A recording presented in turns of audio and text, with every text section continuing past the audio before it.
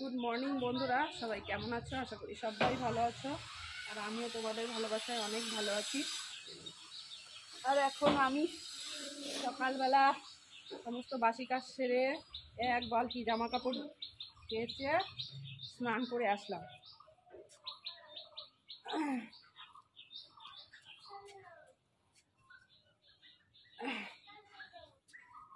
চলো সাথে থাকো।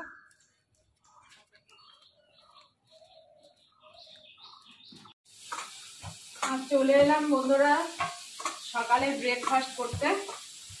এখানে আটা মেখে নিচ্ছি, কারণ আজকে ব্রেকফাস্টে হচ্ছে দেখো এখানে আলু ভাজা হচ্ছে। এই যে প্রেসারে মটর ছিটি দিয়ে নিয়েছি, সিদ্ধ হয়ে গেছে। আর এদিকে এই যে আলু পেঁয়াজ দিয়ে টমেটো দিয়ে এটাকে বসাচ্ছি। আর এই যে মশলা করে নিয়েছি। এখানে মশলা বলতে এখানে আছে শুধু আদা আর শুকনো লঙ্কা, কারণ বেশি মশলা ভালো লাগে না দিলে, একটু হালকা পাতলার মধ্যে করবো আর সাথে রুটি করব।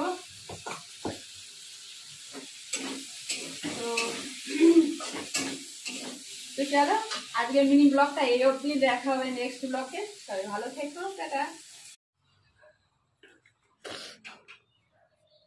গুড মর্নিং বন্ধুরা, সবাই কেমন আছো? আশা করি সবাই ভালো আছো।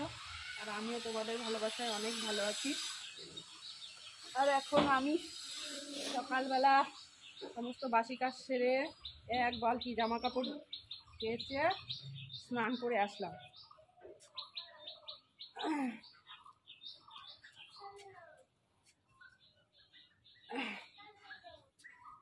চলো সাথে থাকো।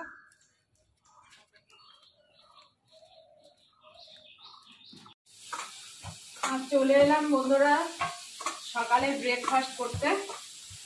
এখানে আটা মেখে নিচ্ছি, কারণ আজকে ব্রেকফাস্টে হচ্ছে দেখো এখানে আলু ভাজা হচ্ছে। এই যে প্রেসারে মটর ছিটি দিয়ে নিয়েছি, সিদ্ধ হয়ে গেছে। আর এদিকে এই যে আলু পেঁয়াজ দিয়ে টমেটো দিয়ে এটাকে বসাচ্ছি।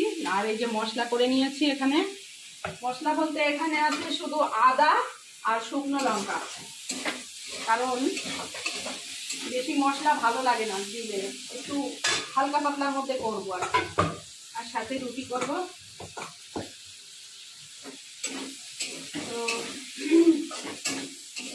তো চলো আজকের